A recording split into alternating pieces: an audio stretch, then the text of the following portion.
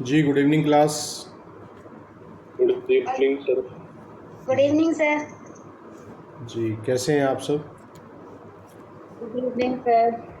जी, देखिए हम लोग सीआरपीसी का अध्याय 6 पढ़ रहे हैं और अध्याय 6 के पार्ट ए और पार्ट बी में हम लोगों ने समन और वारंट को अच्छे से समझने का प्रयास किया। अब तीसरा स्टेप जो है, यदि कोई व्यक्ति समन और वारंट के बावजूद भी ऑनरेबल कोर्ट के समक्ष हाजिर नहीं आ रहा है, तो उसके बाद कोर्ट के पास अगला कौन सा स्टेप है, ये इस अध्याय के पार्ट सी में बताया गया है। और पार्ट सी बात करता है प्रोक्लेमेशन एंड अटैचमेंट, उद्घोषणा और कुर्की के विषय में बात करता है। ठीक है, इसकी आवश्यकता तब पड़ती है जब जिस व्यक्ति को समन किया गया था, समन पे वो नहीं आया, फिर उसको बीडब्ल्यू किया गया, बीडब्ल्यू पे नहीं आया, फिर एनबीडब्ल्यू हुआ, एनबीडब्ल्यू पे भी वो भाग रहा है, हाजिर नहीं आ रहा है, बच रहा है, छिप रहा है, तब ये वाला पोर्शन जो है एक्शन में आता है। और न्यायालय अध्याय 6 के पार्ट सी के अकॉर्डिंगली जो यहाँ प्रक्रिया बताई गई है, उस प्रक्रिया के अनुसार जो है कार्रवाई करता है। तो जो धारा 82 है, पार्ट सी की पहली धारा 82 है। ठीक है, सीआरपीसी के अध्याय 6 के खंड सी, खंड ग की जो पहली धारा है वो 82 है। देखते हैं 82 क्या कहती है। 82 कह रहा है कि if any court has reason to believe whether after taking evidence और नॉट, ठीक है, that any person against whom a warrant has been issued by it has absconded or is concealing himself so that such warrant cannot be executed.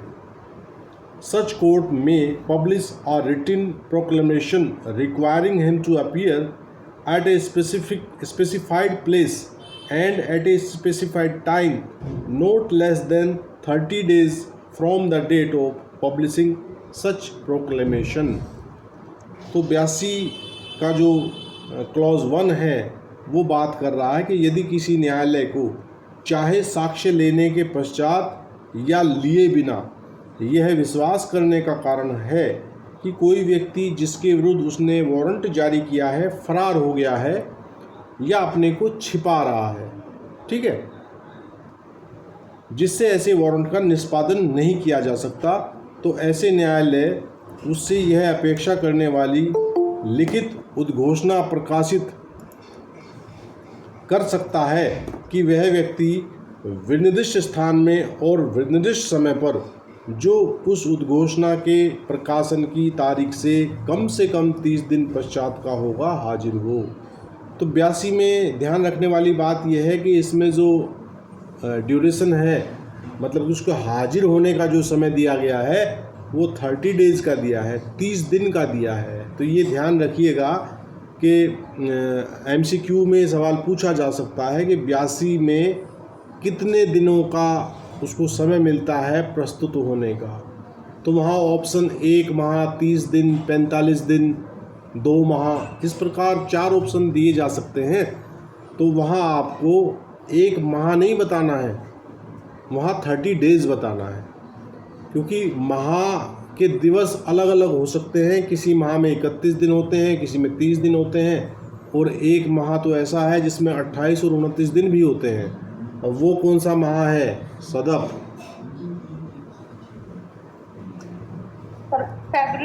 February ji sir, फरवरी। हाँ जी, हाँ जी, बिल्कुल, मैं समझ गया, अंग्रेजी आती है मुझे इतनी जी। पार्ट 2 देखते हैं, ये 82 का क्लॉज 2 देखते हैं क्या कह रहा है। The proclamation shall be published as follows. तो पब्लिकेशन को कैसे, प्रोक्लेमेशन को कैसे पब्लिश किया जाएगा, उसकी प्रक्रिया जो है वो 82 के क्लॉज 2 में बताई गई है। ये कह रहा है, इसके सब क्लोज फर्स्ट और सेकंड है। सब क्लोज फर्स्ट कह रहा है, सब क्लोज फर्स्ट का पार्ट ए कह रहा है, it shall be publicly read in some conspicuous place of the town or village in which such person ordinarily resides। ये कह रहा है 2 का सब क्लोज 1 का पार्ट के कह रहा है कि जो क्या हुई है, उद्घोषणा हुई है, उद्घोषणा प्रोक्लेमेशन जो हम पढ़ रहे हैं, उद्घोषणा जो हुई है वह उस नगर या ग्राम के जिसमें ऐसा व्यक्ति मामूली तौर पर निवास करता है किसी सहज दृश्य स्थान में सार्वजनिक रूप से पढ़ी जाएगी।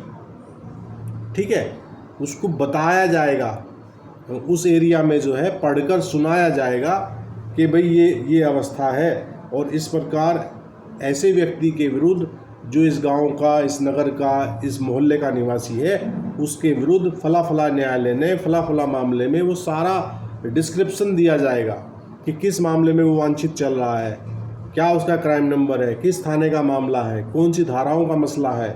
उस उद्घोषणा में सारी विशिष्टियाँ दी जाएंगी और उसको वहाँ पढ़कर सुनाया जाएगा। ठीक है। बी पार्ट कह रहा है जी, बी पार्ट कह रहा है कि it shall be affixed to some conspicuous part of the house और homestead in which such person ordinarily resides और to some conspicuous places of such town और विलेज।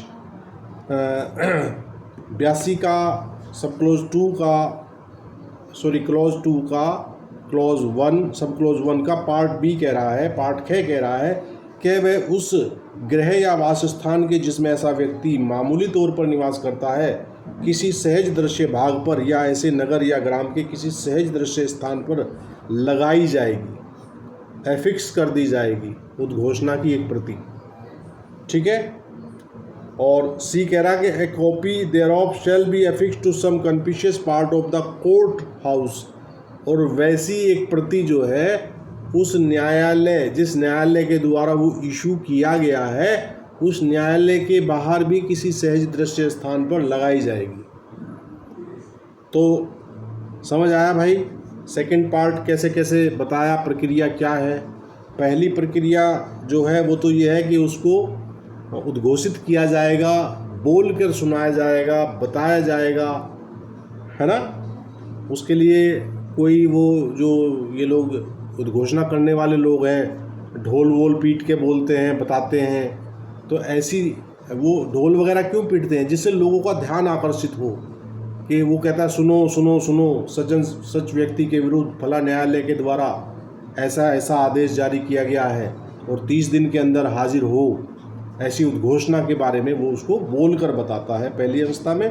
दूसरी अवस्था में जहाँ वो रह रहा है उस रहने के मामूली तौर पर निवास करने वाले स्थान पर उसको चिपका दिया जाता है, चस्पा कर दिया जाता है। और तीसरा ये है कि उस न्यायालय के बाहर भी, जिस न्यायालय के द्वारा उसको जारी किया गया है, तो कोर्ट हाउस के बाहर भी उसको चस्पा किया जाएगा। ठीक है।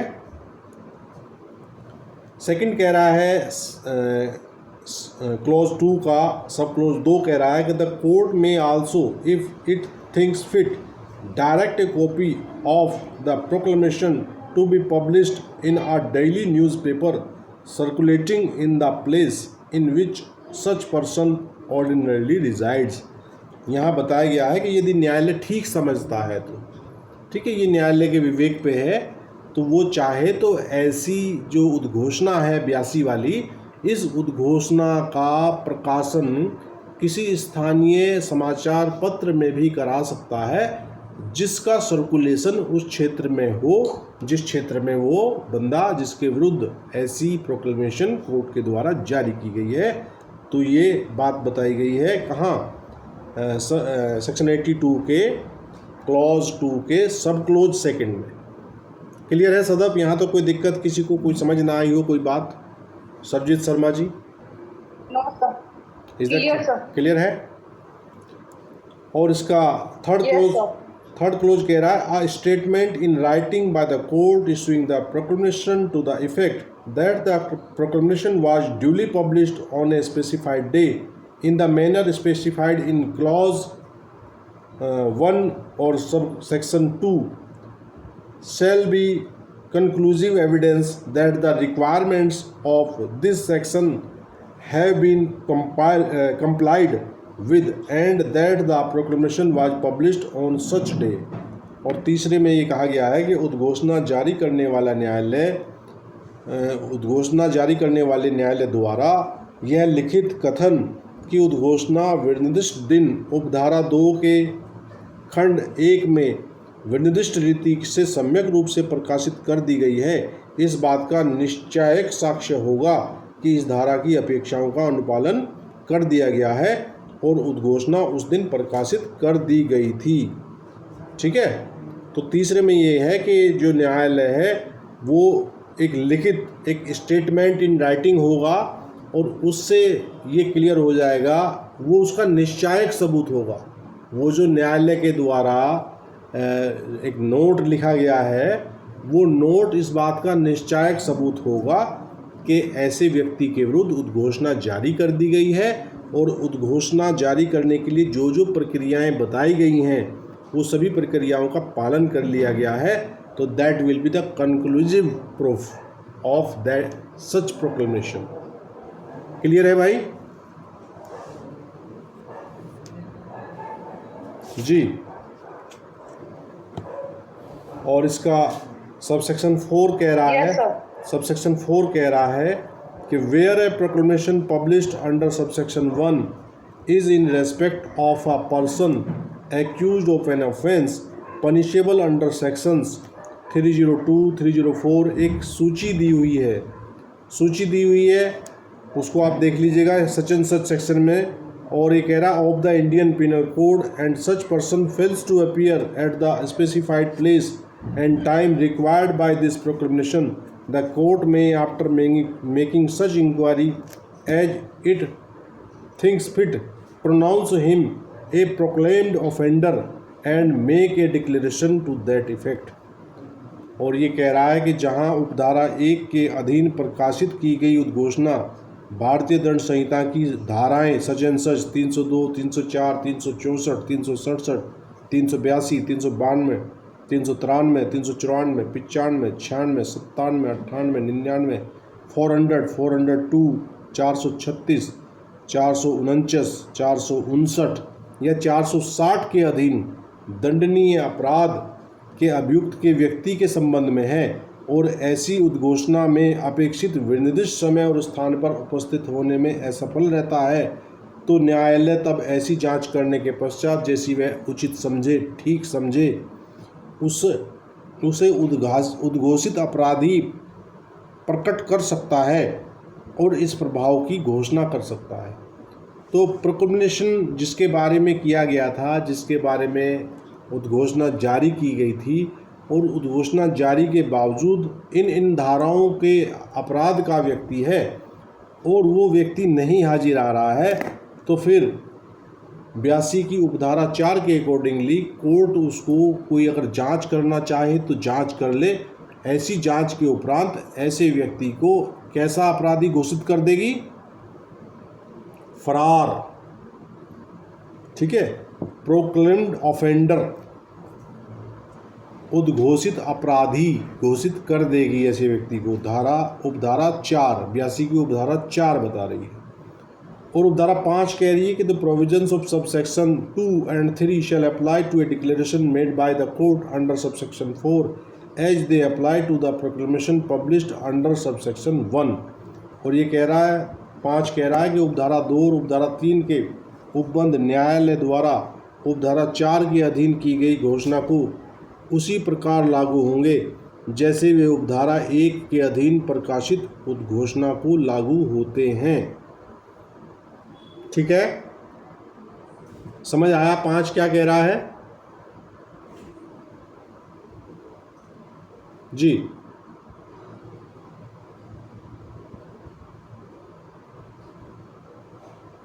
हाँ जी, यानी सर दोनों ही अवस्थाओं में जैसे 2 और 3 में जो दी हुई है, हाँ उपधारा 4 के अकॉर्डिंग हाँ बिल्कुल वो सारी प्रक्रिया सारी प्रक्रिया वैसे ही चलेगी। ठीक है, ठीक सर। तो सेक्शन 82 में जब उसको अपराधी घोषित कर दिया, प्रोक्लेम्ड अपराधी घोषित कर दिया, उसके बाद 83 कह रहा है attachment of property of person absconding. ठीक है, अब ये कह रहा है 83 कह रहा है the court issuing a proclamation under section 82 में for reasons to be recorded in writing at any time after the issue of the proclamation order the attachment of any property movable और इमूवेबल और both belonging to the proclaimed person, provided that where at the time of the issue of the proclamation the court is satisfied by affidavit or otherwise that the person in relation to whom the proclamation is to be issued is about to dispose of the whole or any part of his property, or B is about to remove the whole or any part of his property from the local jurisdiction of the court, it may order the attachment simultaneously with the issue of the proclamation. 83 अब कह रहा है 83 कह रहा है कि धारा 82 के अधीन उद्घोषणा जारी करने वाला न्यायालय ऐसे कारणों से जो लेखबद्ध किए जाएंगे, ठीक है, वो रिकॉर्ड करेगा, उनको लिखेगा, उद्घोषणा जारी किए जाने के पश्चात किसी भी समय उद्घोषित व्यक्ति की जंगम या स्थावर अथवा दोनों प्रकार की किसी भी संपत्ति की कुर्की का आदेश दे सकता है। तो ये 83 की कार्रवाई है। 83 की कार्रवाई सुनते होंगे आप कोर्ट के अंदर कि भाई उसका 82 83 हो गया, 82 हो गई है पहले, फिर 82 के बाद 83 का स्टेप आता है, ठीक है। परंतु यदि उद्घोषणा जारी करते समय न्यायालय का शपथ पत्र द्वारा या अन्यथा ये समाधान हो जाता है कि वह व्यक्ति जिसके संबंध में उद्घोषणा निकाली जाती है का अपनी समस्त संपत्ति या उसके किसी भाग का व्ययन करने वाला है।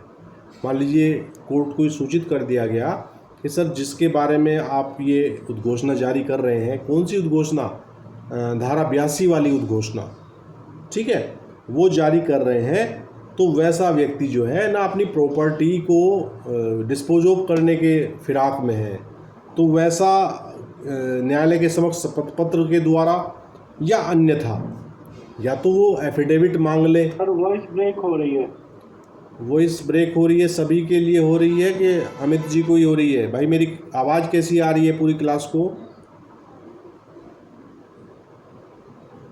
सर ब्रेक हो रही है सर। ब्रेक हो रही है। कोई नहीं कोई नहीं जी।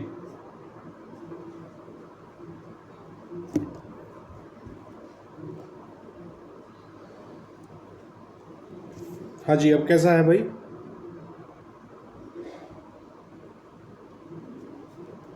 How is the voice now?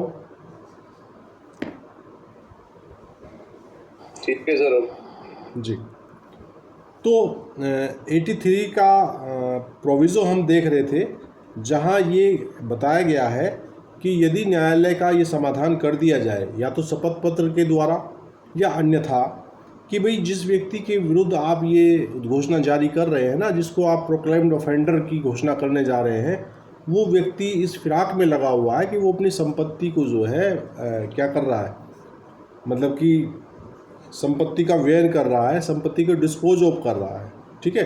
वो कह रहा है कि अपनी संपत्ति, समस्त संपत्ति या उसके किसी भाग का व्ययन करने वाला है, अथवा खा अपनी समस्त संपत्ति या उसके किसी भाग को उस न्यायालय की स्थानीय अधिकारिता से हटाने वाला है, ठीक है। भाई हटाने वाला, हटाने लायक संपत्ति कौन सी होती है? जो मूवेबल प्रॉपर्टी है उसको हटा लेगा, और जो इमूवेबल प्रॉपर्टी है उसको वो डिस्पोज ऑफ कर सकता है, उसका व्ययन कर देगा। व्ययन का मतलब क्या है? बेच बाच दे उसको किसी को। तो वह उद्घोषणा जारी करने के साथ ही साथ, यानी सर उसको बेच रहा हूँ या हाँ, तो वो कह रहा है कि बेच रहा हूँ सर। तो ऐसी अवस्था में न्यायालय क्या करेगा कि उद्घोषणा जारी करने के साथ ही साथ कुर्की का भी आदेश दे सकता है। साइमल्टेनियसली शब्द लिखा हुआ है, और साइमल्टेनियसली शब्द को मैं पहले भी समझा चुका हूँ। साइमल्टेनियसली शब्द का अर्थ क्या होता है? एनो,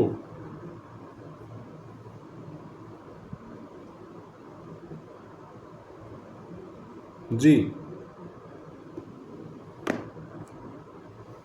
कोई भी बता दे क्लास में। साइमल्टेनियसली शब्द हम पहले भी पढ़ चुके हैं सर। कुर्की के लिए स्पेशली वर्ड है ये साइमल्टेनियसली? ना ना ना, कुर्की साइमल्टेनियसली का मतलब है कि कोई दो कार्य एक साथ करना, दो कार्य एक साथ करना। ये जो हिंदी में शब्द आया है ना कि तो वह उद्घोषणा जारी करने के साथ ही साथ, दैट इज साइमल्टेनियसली। थोड़ा सा इसकी प्रोनाउंसिएशन में भी ना थोड़ा प्रैक्टिस करनी पड़ती है, ये ऐसा शब्द है साइमल्टेनियसली। ठीक है Amit? Amit Bhati, now you are getting my voice clear? जी सर। जी। अब देखते हैं सब सेक्शन 283 का। ये कह रहा है, आपके लिए पर बीच में ब्रेक हो रही थी। साइमल्टेनियसली का मतलब वो हुआ कि दोनों की साथ कार्रवाई एक साथ कर देना। हाँ, कोई भी कार्य जो साथ साथ आप कर रहे हो वो उसको हम साइमल्टेनियसली बोलते हैं। ठीक है। Subsection 283 is saying that such order shall authorize the attachment of any property belonging to such person within the district in which it is made, and it shall authorize the attachment of any property belonging to such person without such district when endorsed by the district magistrate within whose district such property is situated। तो उपधारा 2 कह रही है 83 की कि ऐसा आदेश उस जिले में जिसमें यह वह दिया गया है उस व्यक्ति की किसी भी संपत्ति को कुर्की प्राधिकृत करेगा, और उस जिले के बाहर की उस व्यक्ति की किसी संपत्ति की कुर्की सर आवाज भी आती है सर, तब ब्रेक होती है। फिर दिक्कत हो रही है भैया आवाज में। हेलो सर, ऐसी संपत्ति जो भूमि या भूबंध से जकड़ी हुई ना हो। हाँ, बिल्कुल बिल्कुल, वैसी संपत्ति मूवेबल प्रॉपर्टी। और नंबर 4 कह रहा है कि if the property order to be attached, IPC की धारा 22। हाँ बहुत बढ़िया। और नंबर 4 बात कर रहा है इमूवेबल प्रॉपर्टी के बारे में। नंबर 3 ने बात की है मूवेबल प्रॉपर्टी और किसी ऋण के बारे में।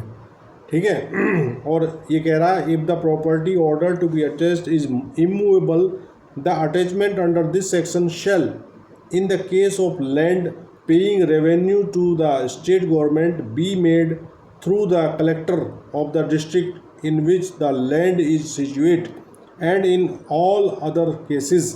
कह रहा है यदि वह संपत्ति जिसको कुर्क करने का आदेश दिया गया है स्थावर है तो इस धारा के अधीन कुर्की राज्य सरकार को राजस्व देने वाली भूमि की दशा में उस जिले के कलेक्टर के माध्यम से की जाएगी जिसमें वह भूमि स्थित है, और अन्य सब दशाओं में, मतलब कि अगर वो भूमि है जिसे अटैच किया जाना है तो वो तो कलेक्टर के माध्यम से कराई जाएगी। और भूमि के अलावा भी तो संपत्तियां होती हैं जो स्थावर होती हैं, उनके बारे में कहा जा रहा है ए बाय टेकिंग पोजेसन। मान लीजिए किसका घर है, दुकान है, मकान है, शोरूम है, कुछ भी हो सकता है, उसको कैसे अटैच किया जाएगा, उसका कब्जा लेकर। By the appointment of a receiver, कोई रिसीवर अपॉइंट करके किया जा सकता है। By an order in writing publishing the payment of rent on delivery of property to the proclaimed person or to any one on his behalf. ठीक है। और कह रहा है कि उद्घोषित व्यक्ति को या उसके निमित्त किसी व्यक्ति किसी को भी संपत्ति का किराया देना या उसकी संपत्ति का प्रदान करने का प्रतिषेध करने वाले लिखित आदेश द्वारा जारी की जाएगी। मान लीजिए कोई संपत्ति है और वो रेंट पे चढ़ी हुई है तो वहाँ रेंट रोक दिया जाएगा उसका, कि ना तो उस मालिक को रेंट दिया जाए ना उससे निमित्त कोई अन्य व्यक्ति जिसे मालिक ने अपॉइंट कर रखा हो किराया लेने के लिए, तो वैसे किराए का प्रदान रोक कर लिखित आदेश के द्वारा। ठीक है। और डी कह रहा है बाय ऑल और any two of such methods as the court thinks fit. और इसमें भी गए उसी प्रकार कह रहा है कि ऊपर बताई गई कम से कम 2 प्रकार या 2 से अधिक 3 प्रकार भी न्यायालय उचित समझे तो वैसे अटैचमेंट के लिए प्रयोग कर सकता है। बस ये ध्यान रखिएगा कि जो सेक्शन 83 का तीसरा सब सेक्शन है वो तो जंगम संपत्ति के विषय में बात कर रहा है, चौथा जो सब सेक्शन है ये स्थावर संपत्ति के विषय में बात कर रहा है। मल्टी चॉइस क्वेश्चन में इसी प्रकार की छोटी छोटी अंतर को ध्यान में रखते हुए सवाल बनाए जाते हैं। वो एग्ज़ामिनर देखना चाहता है कि जो हमारा जो ये है कौन अभ्यर्थी जो है वो सेक्शन को कितना माइन्यूटली समझ के आया है। तो 3 अगर जंगम संपत्ति कुर्की की बात हो रही है तो आपको 83 का सबसेक्शन 3 बताना है, और स्थावर संपत्ति की कुर्की की बात हो रही है तो आपको इसका चौथा पार्ट बताना है। ठीक है। और 5वां कह रहा है if the property ordered to be attached consist of livestock or is a perishable nature the court may if it thinks fit expedient order immediate sale thereof and in such case the proceeds of the sale shall abide the order of the court। वो कह रहा है 5वां हिस्सा कि यदि वह संपत्ति जिसको कुर्क करने का आदेश दिया गया है जीवधन है या विनश्वर प्रकृति की है, तो यदि न्यायालय समीचीन समझता है तो वह उसके तुरंत विक्रय का आदेश दे सकता है, और ऐसी दशा में विक्रय के आगम न्यायालय के आदेश के अधीन होंगे। तो देखिए 5वें में बात की गई है, या वही कुर्क संपत्ति है वो मान लीजिए किसी के पशु हैं तो वो भी तो संपत्ति है ना उसकी। तो अगर पशुओं को अटैच किया जा रहा है या फिर कोई ऐसी प्रकृति की संपत्ति है जो विनाशवान है, विनश्वर है, जो कुछ समय बाद क्या हो जाएगी, खराब हो जाएगी, तो वैसी अवस्था में न्यायालय कहेगा कि इनको बेच डालो और बेचकर जो इनका धन आएगा वो धन न्यायालय में जमा कर लो। Is that clear Kalpana? और नंबर 6 कह रहा है the powers duties and liabilities of a receiver appointed under this section shall be the same as those of a receiver appointed under the code of civil procedure 908 5th of 908। और ये कह रहा कि इस धारा के अधीन जो नियुक्त रिसीवर हैं उसकी शक्तियाँ, कर्तव्य और दायित्व वही होंगे जो सिविल प्रक्रिया संहिता के तहत नियुक्त किए गए रिसीवर के होते हैं। तो जो रिसीवर नियुक्त किया जाएगा उसके सारे ड्यूटीज़, दायित्व वगैरह निर्धारित कहाँ से होंगे, वो सीपीसी से होंगे। तो यहाँ सीपीसी का भी तड़का लग गया सीआरपीसी में। ठीक है। 83 के 6 में सीपीसी से हमें मदद लेनी पड़ेगी। Is that clear? जी। अब 84 जो बात करता है जी सर। वो बात करता है claims and objection to attachment. तो देखिए जिस व्यक्ति को की संपत्ति कुर्क की गई है, यदि उसको कुर्की के संबंध में कोई आपत्ति है तो धारा 84 के तहत वो व्यक्ति अपनी आपत्ति और अपना दावा प्रस्तुत कर सकता है उस संपत्ति के विषय में जिसको कुर्क किया गया है धारा 83 के अधीन। तो देखते हैं 84 क्या कह रहा है। 84 कह रहा है कि if any claim is preferred to or objection made to the attachment of any property attached under section 83 within 6 months from the date of such attachment by any person other than the proclaimed person or the ground that the claimant or objector has an interest in such property and that such interest is not liable to attachment under section 83, the claim or objection shall be inquired into and may be allowed or disallowed in whole or in part।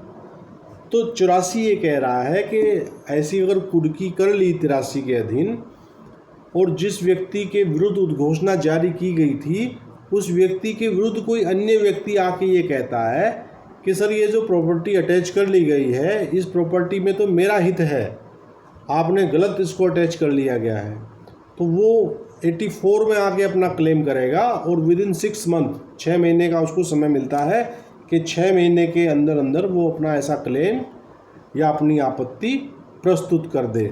तो देखते हैं क्या कहता है Hindi version.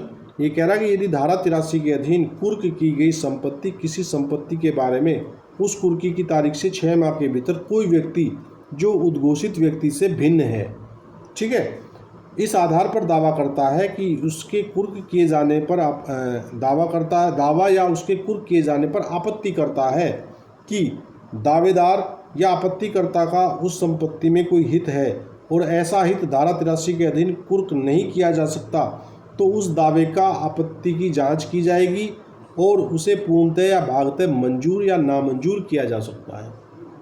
तो ये part समझ में आ गया। 84 की जो सबसेक्शन 1 है, उपधारा 1 है, ये क्लियर हुआ कल्पना आपको?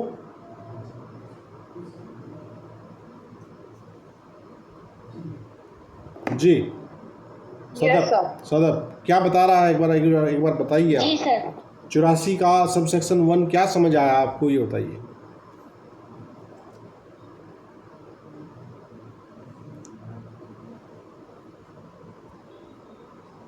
जी बोलो भाई। जी सर।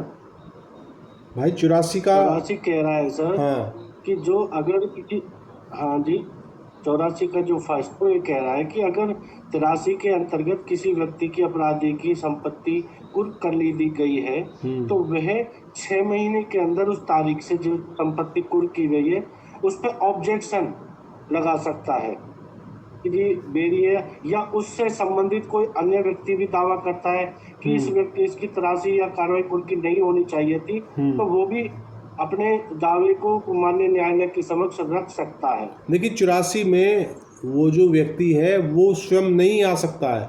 यहाँ ये कहा गया है कि कोई अन्य वो सर उससे अलग व्यक्ति था। जो उद्घोषित व्यक्ति से भिन्न है। सर जो जैसे दो भाई हैं, हाँ सर जैसे दो भाई हैं, एक के खिलाफ होगी 83 की कार्रवाई, जी जी तो दूसरा कर सकता है जो उसका ब्रदर है।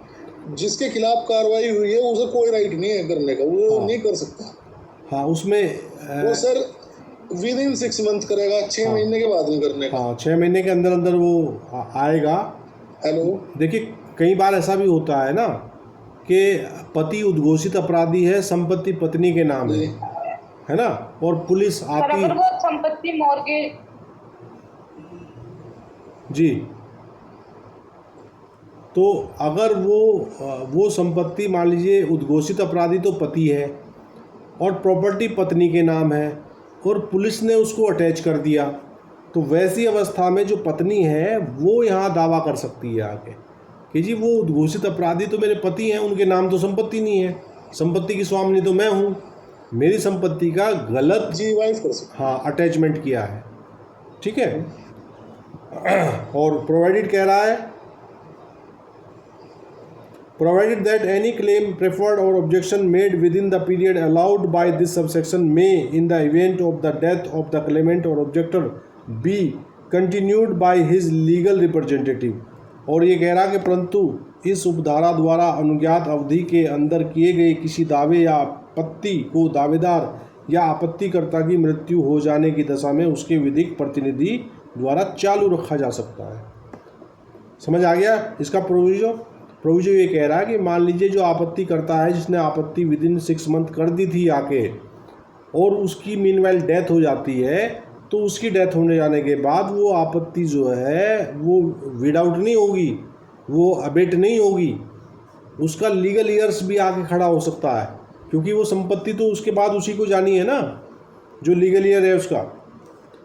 और 84 का सबसेक्शन 2 कह रहा है claims or objection under subsection 1 may be preferred or made in the court by which the order of attachment is issued, और इफ द क्लेम और objection is in respect of property attached under an order endorsed under subsection 2 of subsection 2 of section 83 in the court of the chief judicial magistrate of the district in which the attachment is made. और दूसरा ये कह रहा है कि उपधारा 1 के अधीन दावे या आपत्तियाँ उस न्यायालय में जिसके द्वारा कुर्की का आदेश किया गया है, या यदि दावा या आपत्ति ऐसी संपत्ति के बारे में है जो धारा 83 की उपधारा 2 के अधीन पृष्ठांकित आदेश के अधीन कुर्क की गई है, तो उस जिले के जिसमें कुर्की की जाती है मुख्य न्यायिक मजिस्ट्रेट के न्यायालय में की जा सकती है। जी ये समझ में आया? सेकंड वाला हिस्सा समझ आया? क्वेश्चन पूछना था सर। हाँ पूछिए।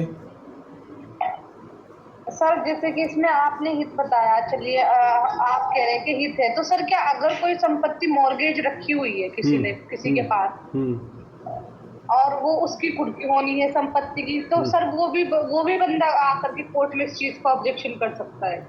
हाँ, नेचुरल सी बात है कि उसका भी इंटरेस्ट उसमें है, उतनी सीमा तक है जितने के लिए उसने मॉर्गेज रखा हुआ है उसको। ठीक है।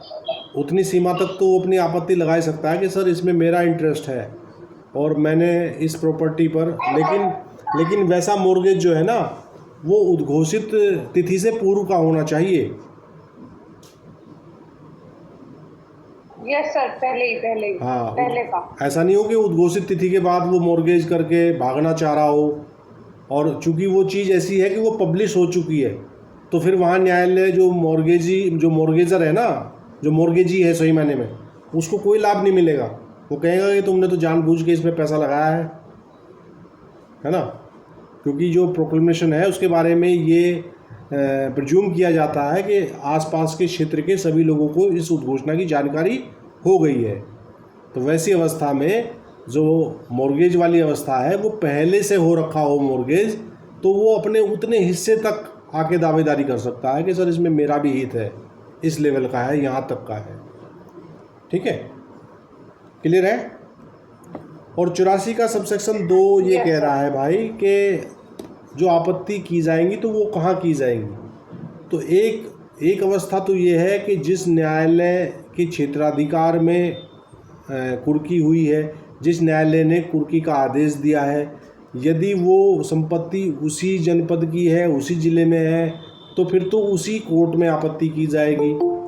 और अगर वैसा मामला क्या हुआ, वैसा मामला जो हमने पढ़ा था कहाँ, 83 की उपधारा 2 में, कि अगर किसी अन्य जनपद का मामला है और अन्य जनपद में उस ज़िले के जिलाधिकारी के द्वारा इंडोर्समेंट के माध्यम से वैसी कुर्की की जा रही है, तो फिर उस पर आपत्ति, जो धारा 84 की जो आपत्ति आएगी, उस संबंधित जिले के मुख्य न्यायिक मजिस्ट्रेट के समक्ष की जाएगी, ना कि उस न्यायालय में जिसने कुर्की का आदेश किया था। इज दैट क्लियर जी। और इसका तीसरा पार्ट कह रहा है, एवरी सच क्लेम और objection shall be inquired into by the court in which it is preferred or made, provided that if it is preferred or made in the court of a chief judicial magistrate he may make it over for disposal to any magistrate subordinate to him। और तीसरा हिस्सा कह रहा है इसका कि प्रत्येक ऐसे दावे या आपत्ति की जांच उस न्यायालय द्वारा की जाएगी जिसमें वह किया या की गई है। ठीक है, किया किसके लिए है और की गई किसके लिए है। किया तो क्लेम है और आपत्ति के लिए की गई है, ठीक। परंतु यदि वह मुख्य न्यायिक मजिस्ट्रेट के न्यायालय में किया या की गई है तो वह उसे निपटाने के लिए अपने अधीनस्थ किसी मजिस्ट्रेट को भी दे सकता है। तो चूँकि सीजीएम जो है वो पेरेंट कोर्ट होता है, तो सीजीएम के सामने अगर ऐसी कोई आपत्ति आ रही है तो सीजीएम या तो खुद निपटाए या चाहे तो अपने किसी सबऑर्डिनेट मजिस्ट्रेट को भी वैसी आपत्ति निपटाने के लिए क्या कर सकता है, ट्रांसफ़र कर सकता है। और इसका 84 का चौथा पार्ट कह रहा है कि एनी पर्सन हुज क्लेम और objection has been disallowed in whole or in part by an order under subsection 1 may within a period of 1 year from the date of such order institute a suit to establish the right which he claims in respect of the property in dispute, but subject to the result of such suit, if any, the order shall be conclusive। और चौथा हिस्सा 84 का कह रहा है कि कोई व्यक्ति जिसके दावे या आपत्ति को उपधारा 1 के अधीन आदेश द्वारा या तो पूर्णतः या भागते नामंजूर कर दिया है न्यायालय ने, तो ऐसे आदेश की तारीख से 1 वर्ष की अवधि के भीतर, 1 वर्ष की अवधि के भीतर, ध्यान रखिएगा, ठीक है, क्या कर सकता है, उस अधिकार को सिद्ध करने के लिए जिसका दावा वह विवादग्रस्त संपत्ति के बारे में करता है, वाद संस्थित कर सकता है, किंतु वह आदेश ऐसे वाद के यदि कोई हो परिणाम के अधीन रहते हुए निश्चायक होगा। तो देखिए, मान लीजिए कोर्ट ने उसकी आपत्तियां और उसके दावे क्या कर दिए, खारिज कर दिए, संक्षेप में मतलब उसको पार्टली रिजेक्ट कर दिया या होली रिजेक्ट कर दिया, तो उस व्यक्ति के बाद उसके पास अब क्या रेमेडी है।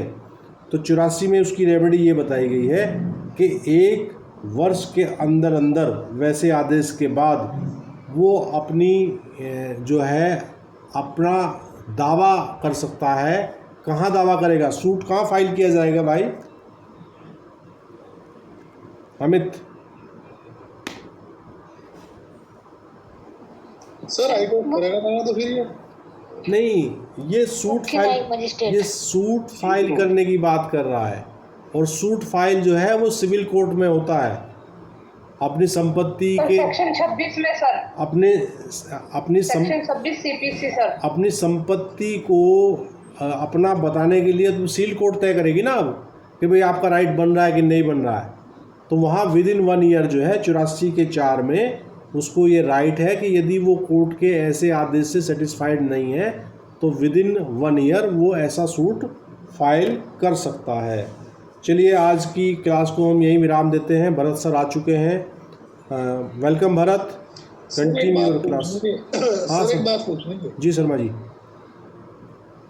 कन्विक्शन कराया था मैंने 128 में भी, अच्छा तो वो अपील में चले गए। ठीक है। तो उसमें क्या बोलते हैं,